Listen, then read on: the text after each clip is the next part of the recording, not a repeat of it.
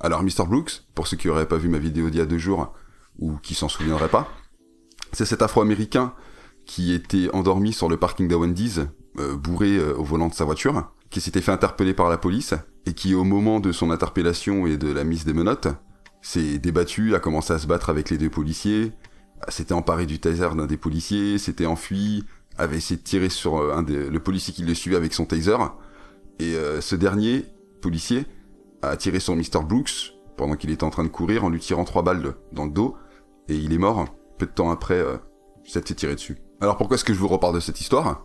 Parce qu'il y a le District Attorney de Atlanta qui a fait un gros discours hier. Le District Attorney aux États-Unis, c'est l'équivalent du procureur, en France à peu près.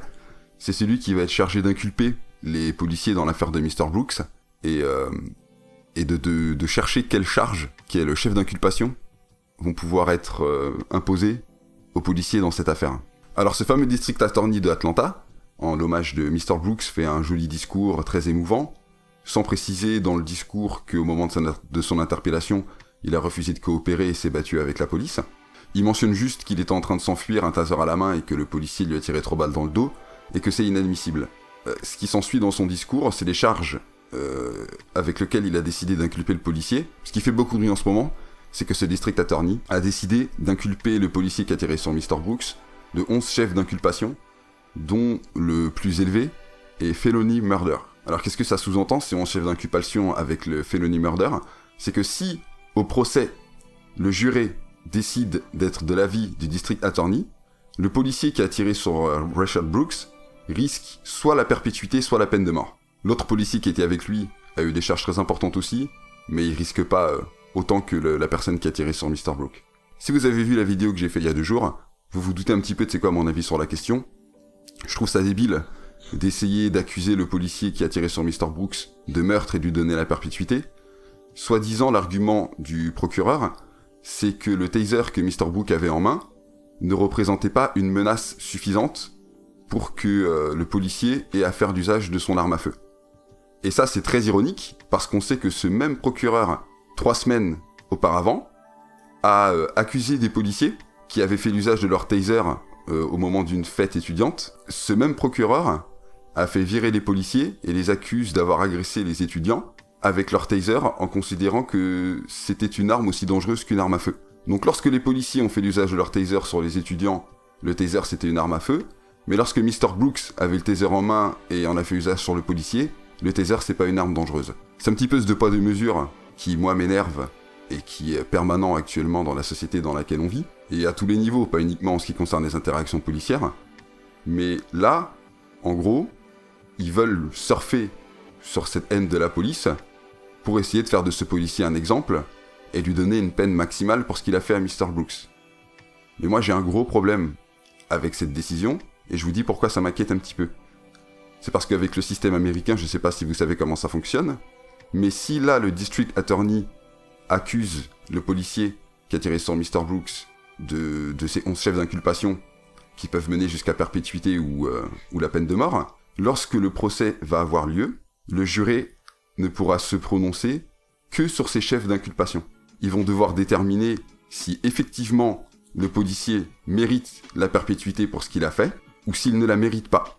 S'il ne la mérite pas, il sera acquitté. Et c'est là que certains peuvent y voir ce qu'ils veulent, et que moi je m'inquiète un petit peu, parce que il a très peu de chances que ces chefs d'inculpation tiennent devant un tribunal si l'avocat du policier connaît un minimum la loi de l'État de Georgie et s'il n'est pas corrompu. Donc ce qui va se passer, et c'est là que moi je m'inquiète parce que je sais exactement comment les médias vont après retourner cette histoire, c'est que vu que le District Attorney, pour faire le héros, pour faire le gars engagé, essaye de donner la perpétuité au policier, le policier va être acquitté par le jury, il va se retrouver libéré, et les médias vont ensuite faire plein de unes et de headlines pour dire « Regardez, encore un flic blanc qui a tué un noir et qui est libéré sans avoir de punition. » Alors qu'il y a sûrement une punition à lui donner, mais qui doit être juste. Si vous essayez, aux États-Unis avec leur système, de donner une punition qui est bien trop importante comparée à ce que la loi demande, les jurys risquent de juste respecter la loi et acquitter ce policier. Et à ce moment-là, quand toutes les headlines, ça va être que ce policier qui a tué Mr. Brooks a été acquitté, Ils vont essayer de faire un petit George Floyd numéro 2 avec tout ça, et va de nouveau y avoir une grosse vague, à mon avis, de riots et d'émeutes aux États-Unis quand ce procès-là arrivera à son terme. Je sais pas exactement qu'est-ce que ça va être, j'en suis quasiment persuadé parce que ça m'étonnerait que le policier soit condamné à perpétuité pour ce qu'il a fait. Et la grosse deuxième conséquence de ce qui se passe aussi, c'est que toute la police de Atlanta, en voyant ce qui se passe, va sûrement bientôt, et si c'est pas déjà le cas, décider d'arrêter de travailler et d'arrêter de répondre aux appels des gens. Donc il y en a beaucoup, c'est ce qu'ils veulent, ils sont contents, il y aura plus de police. T'es content qu'il y a plus de police jusqu'au jour où t'as besoin d'appeler la police, crois-moi. Donc ce qui se passe, c'est que les policiers d'Atlanta, en réponse à l'inculpation de leurs collègues, disent « Mais attendez, il a obéi à la loi, il a tiré sur Mr. Brooks après que celui-ci se soit battu avec les policiers et en pris leur taser et essayé de taser le policier. Vous savez très bien que s'il réussit à taser le policier, il est bourré, il peut prendre son arme, il peut tuer les policiers, il peut s'en prendre aux civils. Il y a Wendy's à côté avec le drive, les gens qui sont en train de filmer, en train de regarder. Le policier, s'il suit la loi et ce qu'on lui a demandé de faire, n'a pas d'autre choix dans cette situation que d'essayer d'immobiliser Mr. Brooks. Donc après, on peut débattre sur les 3 balles, sur tout ce que vous voulez. Vous verrez pas dans les médias la vidéo où il y a le policier qui essaye de ranimer Mr. Brooks en le suppliant de rester en vie. C'est pas le genre de vidéo qui intéresse les gens, je pense. Mais le problème maintenant, c'est que les policiers d'Atlanta, parce qu'ils voient très bien que leur collègue est pris en exemple, et qu'ils n'ont plus aucune protection, ni du public, ni de l'opinion générale, ni de leur supérieur hiérarchique, ni du district attorney, bah, fuck it. Pourquoi est-ce que je continuerai de faire mon job? Et je les comprends. Honnêtement, si j'étais à leur place, jamais je retournerais bosser aujourd'hui, après que le procureur ait annoncé qu'il essaie de donner perpétuité à mon collègue pour ce qu'il a fait à Mr. Brooks. Jamais. Jamais je comprends tous les policiers d'Atlanta qui disent non, tant pis pour mon loyer, tant pis pour mes impôts, tant pis pour toutes les raisons pour lesquelles j'ai décidé d'être policier, mais je peux pas retourner travailler dans ces conditions. Donc après, qui c'est qui va payer les pots cassés?